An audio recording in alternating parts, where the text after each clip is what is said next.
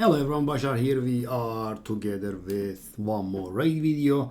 This time around I am going to try and show you my most ambitious project ever, stage 10 Ice Golem Hard Solo, right? And it's not, one of those air quote solos that you might have seen, seared package clears the trash and Artak kills the boss, or sear package kills the trash and Artak assisted by Elva or Öla kills the boss. Nope, Artak kills the whole thing solo, and it's gonna last about 2.5 minutes.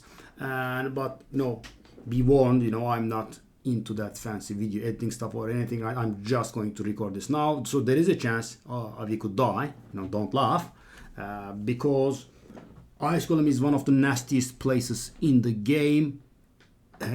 If you wanna achieve a clean 100% win rate, because if the boss slams the ground, that revive ability, you're just gonna die, especially if both ads are alive.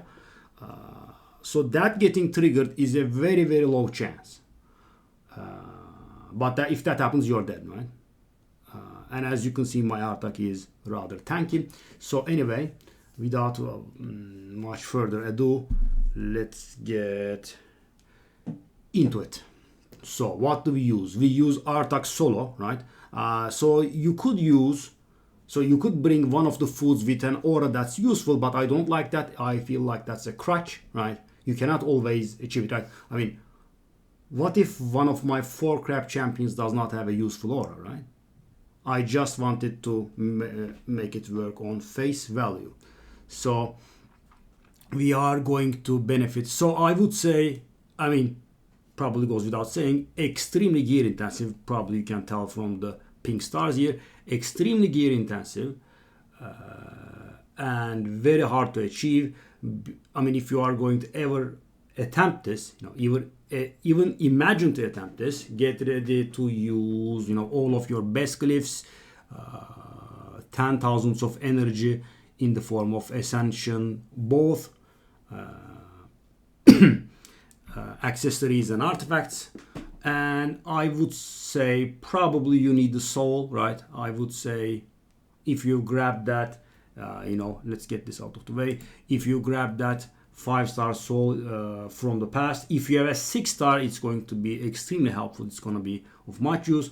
And you can see that the blessing we use is the new blessing that has been reworked. Emergency heal, which means if you have a shield on you, right, and you get attacked, that shield gets broken, you heal for a specified percentage, right? And we are going to make that work with a blood shield accessory. So a blood shield accessory is quite required. And thing is, guys, because this is, as I said, my most ambitious project ever, it is, as I said, extremely gear intensive. So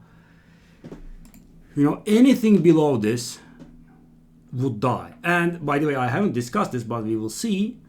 The most challenging thing in the dungeon is not the boss, right? We can handle the boss very easily unless we trigger the viability. The first wave trashes are insane.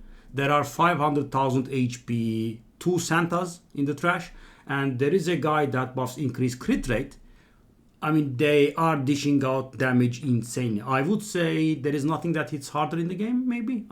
Sand Devils, Big AoE, that kind of big stuff left out.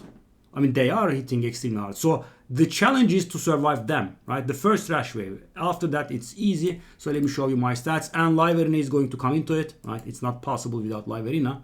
So, consider this as a whole, right? So, imagine, why can't I see? It's there.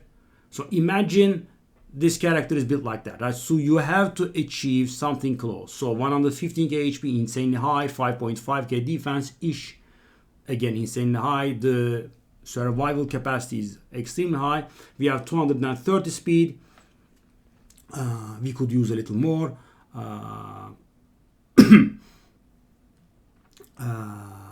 We will take a look at the blessings soon. So we have the 24 speed from dead allies, and Artak's passive will kick in. It will give us 1% speed, 1 speed per percent HP destroyed, So that is going to vary, of course. 550 resistance, that's a little bit too much, I know. You don't have to go that high. This is probably the only thing that you can let go a little bit, right? I would say 500 is okay. So why this high, right? Because you can probably imagine the boss has an accuracy in the low 300s. So why not, 420 or so, which the Hell Hades portal would say, for example, right? So why not? Let me tell you. So the yellow number in parentheses next to accuracy and resistance you see are, for resistance, the number you see is the amount of accuracy you should have in order to have a 96% of debuffing the boss or debuffing the target, right? And that is quite good, right? Because 97 is cap anyway. But the amount of the number that you see next to the accuracy, which is the amount of resistance you should have, is actually the resistance you should have to reach 90% resist chance, right? So Hell Hades' site gives out a sweet spot for both, right? And I generally agree with that. But the problem in here is in the third wave, at the boss fight, we will have two adds left to right of the boss, and one of them will be applying decrease defense, and the other one will be applying heal reduction to us, right? And if you have a 10% chance to get debuffed, you will have a 1% chance to receive both of them at the same time. That is very bad for your health, right? You cannot heal and you are going to receive much bigger hits from the boss, right? We need to shrink that. And by having this much, I have something like 96% or a little higher chance of resisting. So the chances of me having both debuffs at the same time is lower than 0.1%, less than 1 in 1,000, right? And because the thing is, we will be doing this place hundreds and thousands times over and over, 1% is actually high, right? Because the thing is, imagine every time they take a turn, there is a 1% chance that you receive both. And on top of it, there is a 15% chance that the boss crits on you, right? So you cannot handle both debuffs, but you can handle one. So that's why we go very hard at this resistance. I would say 500 could be okay, but survivability, you can't, I'm going to stress this again, you can't really go much lower than this, right? You will see the first wave, right? The boss is nothing. He is laughable. He does nothing. You'll see. Okay. Well, he is, of course, fully booked. Emergency heal. I would say we need the stat bonuses and the magnitude of the this. So, on this, you have much better gear than I do. I would suggest not attempting this without anything that's below a 5-star blessing. And for the masteries, and guys, I have poured probably like 600 gems into this until I found this out. That was really painful. I am sharing with you. So for stage 10, because the boss is void, we will be receiving crits, right? And we want to minimize that burst we receive, so we let this one go, right? And we go for this one instead, right? Because the thing that gets me is the crits, so, and this gives us a higher damage reduction, so we go for this one. We start with resistance to grab that, 5% increased healing received, obvious, right? This is a nice blessing, if you lose 25% HP, then you get to remove a debuff. And so this one looks a little weird, I know, but the thing is, guys, this is, the result of meticulous study and research and getting my face smashed in. So in the first wave, there are Santas, right? And that is the highest damage output. And they put up continuous heals. So that means I get a little bit of healing thanks to those Santas, and that's why it's there, right?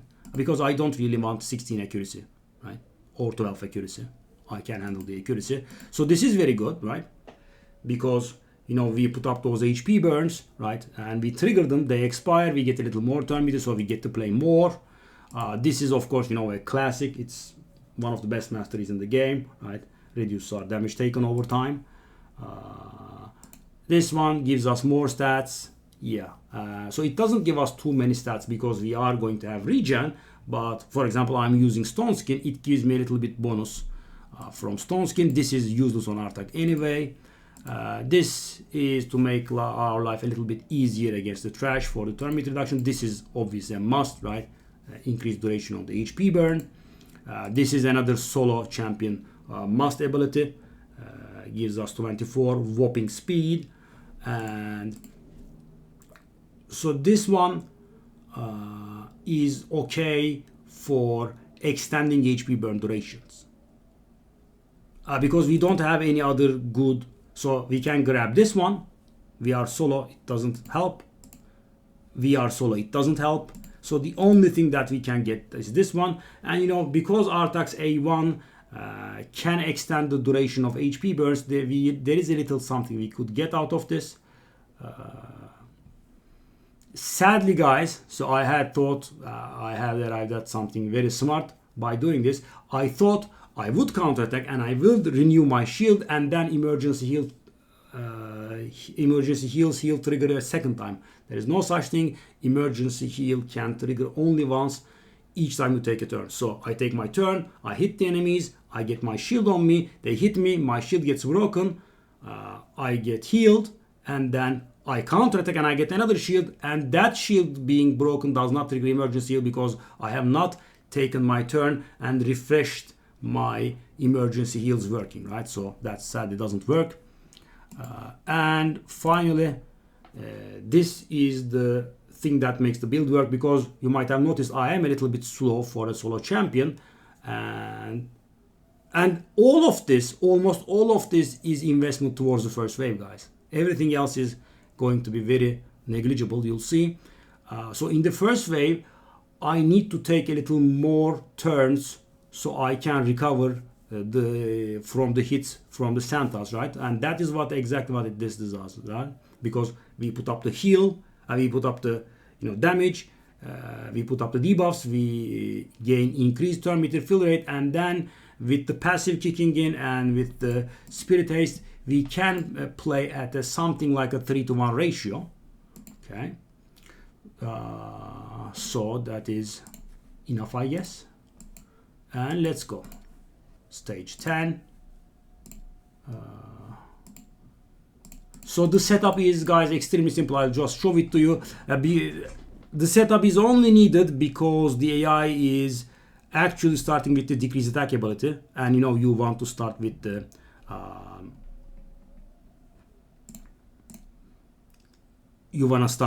not the decreased attack ability, but kind of anything else. I'm just saying something wrong. Sorry. You want to start with the HP burn ability, then trigger it and apply the decreased attack, right? You don't want to start with the decreased attack ability, because then you would be just losing out on damage. Let me show you. So the AI setup is just that. Oh, I have messed this up. What the hell? I must have deleted it. That's stupid. Okay, well, there is something good coming out of making this video. So because thing is, guys, as I said, the AI is tendency towards using this first, because they want to put the decreased attack first so they receive less damage, but we obviously want it in this order. So there is that. Okay, that's the AI setup, and let's break a leg. Yes, we don't care. So for example, guys, I could use, for example, Zargala's aura for more accuracy. I could use Galek's aura for HP, right? But thing is that what happens after I level Galek? Do I keep sifting through my collection to find another HP or a champion? I don't think that's very wise. There is something I need to do. Sorry, just a sec. Yeah. Okay, break a leg, guys, and watch for the trash. It's insane. Let's see how that goes. Okay, we start with that. I think it's the broad mode that puts up the thing. I mean, they do something, but it's not gonna matter. Okay, now watch the Santas, guys. The damage, because, guys, the decreased attack is making my life much easier when I'm facing. Did you see that hit? 22k hit. They are just insane. Yeah.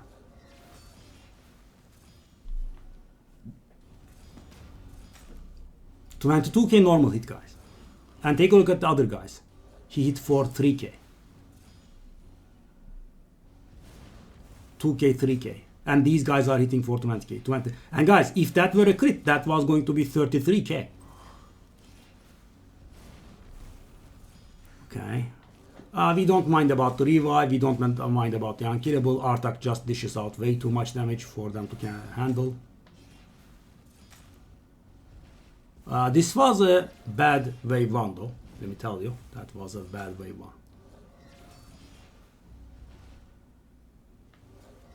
And so the second wave is absolutely laughable because there are 4 attack-based champions there, and you know the decreased attack makes our life extremely easy.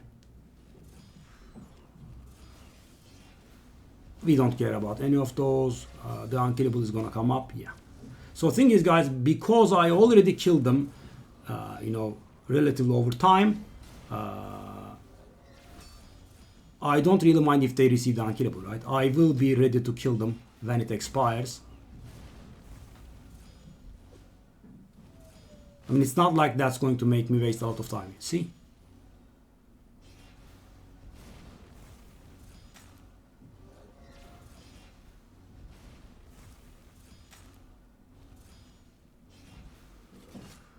And of course, I can improve my live arena a little bit more to make it even more safe. So the only way that we can die here is really just the revive ability getting triggered. And if that happens now, guys, don't laugh. It is bound to happen to the best of us. There is no dodging that, right? But it should be very unlikely because I try to keep my Artak's damage potential at the minimum, because the HP burn damage and the HP burn trigger damage does not trigger it, right? So I would say it is definitely less than 1% for it to happen. And as you can see, and as I said, this was a bad run. Let's do one more.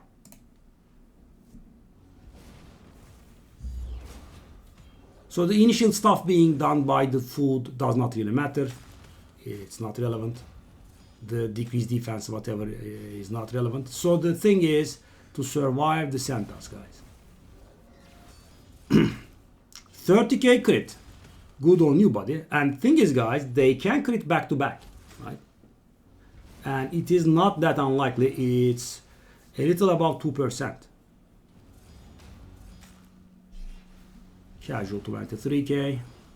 So guys, the reason that they are bashing our face in so hard is because they are HP based champions. They are not subject to the decreased attack that I'm doing on them, right? They don't care about the decreased attack.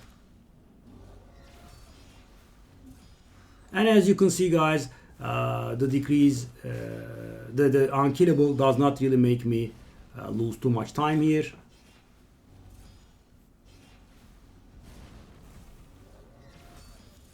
And because it takes me some time to kill them anyway, right? Because, you know, I apply the HP burn, I trigger it, and in the meanwhile they also take turns. So yeah, it generally expires when I'm about to get them. Okay, I suppose I will run a third for good measure so you guys can see.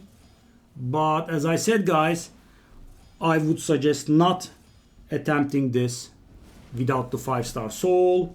I would suggest not attempting this unless you can rack something up that is close to the survivability I'm bringing here. Because the first wave is very frustrating, right? So you can be much weaker and you can do everything, right? The boss and the second wave. But the first wave, yeah, they are not messing around, right?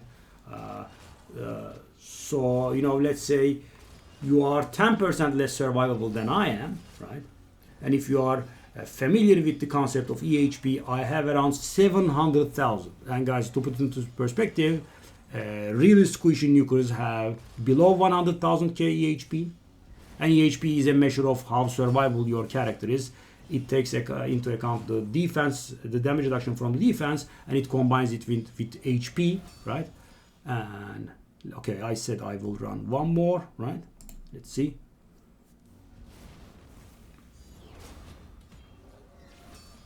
And I want to show this to you guys, so I'm just not high rolling, but it works, right? But I will not deny that I could die here. As I said, if two Santas crit back to back 31k, see? I mean, I would have survived this one, but maybe next time around I won't be. So I will also show you the state of my Great Hall, 28k crit, casual hits. And guys, this is a character with 5.5k defense, and I actually get even more defense from my passive. He is critting for 30k. Yeah. So you might have noticed that one of the Santas buffs in the middle of the fight. So there are only two dangerous, spots in the fight. At the beginning, two Santas come and hit you. That is a little bit less dangerous because not much of our HP is destroyed by then. And the second is, and the real dangerous is, the second time the Santas take a turn, one of them buffs, that's not dangerous. The third time they play, they hit you back to back in the face and your HP is quite destroyed by that time. And if you don't have enough survivability, they can kill you. That's the really only dangerous thing. Because the thing is, guys, I don't classify the boss slamming the ground as dangerous because that is not survivable, right? You would need probably around 1 million HP. You don't have to worry about that, right? It happens very rarely. And the thing is, guys, because the other people are, using, Elva or Öla here, there is a chance that they could, maybe hit the boss, AI does something weird. So there is a chance that they trigger it, right? So Solo Artak has the lowest chance of triggering it. And of course, you should stay away from damage as much as you can. You should try to not grab any crit rate, crit damage. I mean, some will be, I think, present no matter what, but you have to dodge it to the max, right? So we don't want Artak to do normal physical damage. We want all of our damage to come from the HP burn and the HP burn activation. So this fine fella does not trigger it, right? So that hit was, for example, dangerous. We were above the limit and I hit him. Maybe we could have triggered it. 229, that's more like it. I will show you the state of my Great Hall. 6 in HP, 4 in defense, 7 in speed, 4 in resistance, and 5 in accuracy. Yeah, so, obviously the most, useful thing would be max out the HP and the defense and the speed, and maybe 1 or 2 more points in accuracy, right? But of course, Synchronos has arrived to live arena, so I want to invest there because that is the content that I'm not able to handle. So I am thinking of, maybe 1 more point in accuracy, and let's say like maxing out the speed, and then wait until I am satisfied with my progress in Synchronos. This seems to be working at the time, but as you can see, guys, that is the amount of all-in that I did go, right? I mean, I have a lot of upgrades here, and I will show you Artak's gear finally. So there is one thing that can be good for your morale. I don't really have too good regen gear, right? My regen gear is not that great. That is the thing. So if you have better regen gear than mine, you have to go less all in. So let's take a look at the weapon. This is a good weapon, save for the fact that it does not have speed on it. But yeah, I mean, I have all 4 rolls useful, as you can see, resistance and HP percentage. Accuracy is also a good substat. So this weapon would have been perfect if it had speed on it. And of course the distribution could be better, but you know what I mean. Defense percentage, resistance, accuracy, speed, well, that is actually perfect, right? That is what we want. Maybe say change defense percentage with HP percentage, but 4 useful stats. That helmet is pretty good. This shield, if I recall, is pretty good as well. The only thing that we can hold it against this one is that it's only a rare and it has 2 rolls, but speed, HP percentage, defense percentage, accuracy, again 4 meaningful. Yeah, the glove is a little bit laughable. The glove has 1 meaningful substat, guys. Horrible. I have HP percentage as the main stat as the best.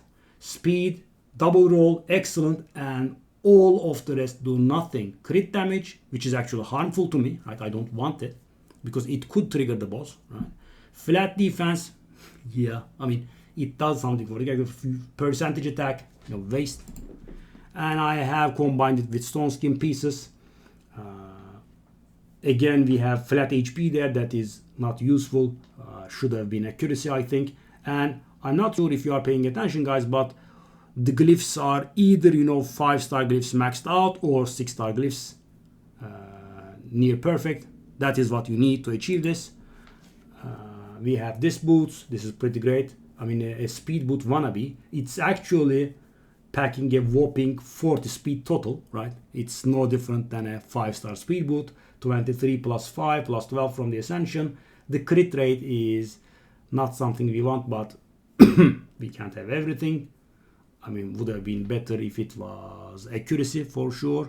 But generally, guys, 1 wasted stat, 3 wasted stats, 1 wasted stat 5, and 1 more wasted stat. So in overall, guys, I have 24 substats, and we have 6 wasted stats.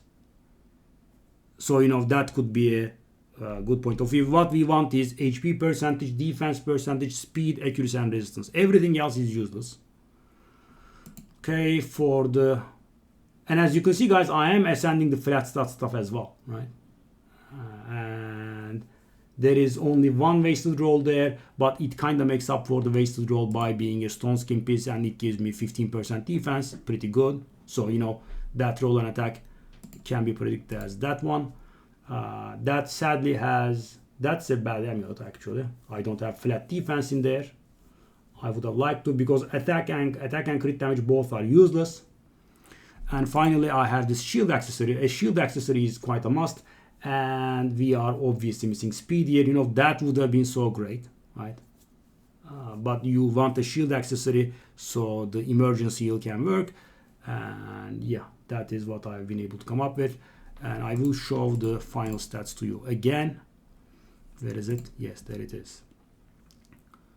So I would say a little lower could work, right? Because this was a work on progress for quite some time. I had to change the masteries over and over, right? I had to change the gear. I had to do the essentials. And thing is, guys, you might notice that it's not very easy to get all the right essentials. So top level, okay, you HP or the flat defense are both okay. So in case if you are unlucky and roll attack, you just re-roll it once, and it will get in line.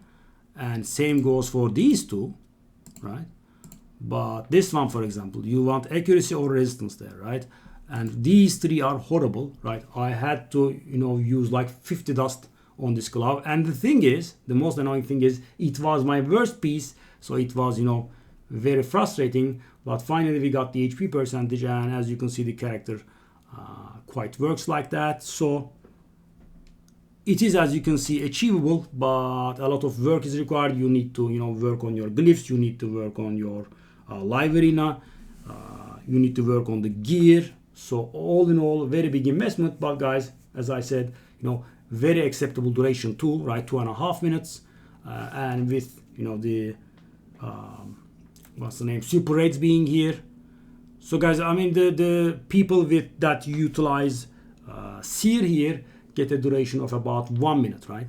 So we are slowed by about 1.5 minutes, which gets down to 45 seconds if you take into account super raids. So I mean, they get 2 rounds completed in 1 minute, and we get 2 rounds completed in 2.5 minutes. So it's 45 seconds per round, which is perfectly acceptable. We get all that XP out of it. Yeah, it is pretty good. I mean, if you can achieve it. And the video has already gone a little too long, but I will finish it with the story. So how did I come up with this, right? Because I don't think anyone has ever attempted this. I mean, I didn't see any videos. So the reason I achieved this is funny, guys. So Artak I was using as a damager in Brutal Hydra. He was in damaging gear, and I thought, I was using Tyrant Extremor to solo Ice Golem Stage 5, and I thought, Artak has better defensive capabilities because of the passive and decreased attack, so I can use him to solo Stage 9 maybe, right? And he was using Smite then, And thing is, smite works a little weird, guys, because the golem slams the ground if you damage him enough on your turn, and smite kind of works on his turn. So I never thought smite would mess it up, right? So I had smite there, and I was dying all the time, and the character was of course not like this, and I was making the character tankier and tankier because I was not able to. I mean, I did observe the moment of death a few times. I was just hitting the guy and he was slamming the ground, right? I was, I thought I was just getting unlucky. And, I was making the character tankier. I ascended the chest. I was investing, not this level, of course, right? This level was something else. But I did make him very unnecessarily tanky, and he was still dying. And, someone from the chat said, mine is much weaker and he never dies. I'm like, what the hell? How is that possible? He said to me his stats, he has like 20k HP less, he has like 600 defense less, and it's impossible, right? I keep dying. He says, but I don't use smite. And I was not convinced, but there was the guy saying that stuff, right? So I thought, okay, let me try this. I switched it, and presto, 100% win rate, as you can imagine. And here comes the funny part, guys. You are generally used to click on stage 10, right? So every once and then I would forget about it and click stage 10 instead of 9, right? And I would die. But I was also improving my live arena at the time. And, out of my maybe like 10 misclicks, like 2 would survive, right? And kill, right? And, I wondered what if, right? But I also knew I had to change the masteries and whatnot. So thing is, at the end I was saying to myself, I did overinvest for stage 9. Stage 9 is laughable. I don't even go below 30% HP or anything, right? And imagine Artak is capped at 50%, right? My HP is almost not moving in stage 9. So I wonder if I can just upgrade to stage 10, and then a few 10,000 energies in, I was able to come up with this. And as I said, I had to change the masteries over and over. So anyway, long story short, this works by the looks of it, right? And I would say like last 20 runs, I think, after I have finalized this build, I don't think I have ever died. So even if it's not 100%, it should be pretty high. And disregard the golem slamming the ground. That is always a loss. The best players in the world will have a loss there, so that's not important. The important thing is if you are dying to the first wave of the trash, right? If you are not dying there, then the team is solid. You would need around 700,000 EHP to achieve that. I would say 650 plus, right? 600 won't do it. With 600 you will die, first-hand experience. And don't try to penny pinch, right? Everything will have to be fully ascended. Yeah, that's it. If you have questions, ask and I shall try to help. Goodbye.